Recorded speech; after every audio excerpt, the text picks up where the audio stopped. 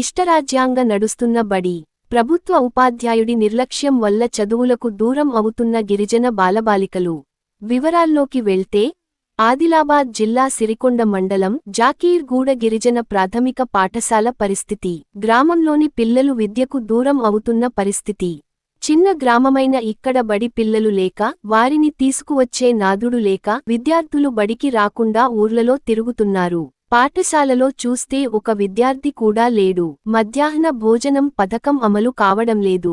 ఈ పరిస్థితి వల్ల చదువు కుంటిపడుతుంది. కాబట్టి ఇప్పటికైనా అధికారులు స్పందించి తగు చర్యలు తీసుకోవాలని పిల్లల తల్లిదండ్రులు కోరుతున్నారు.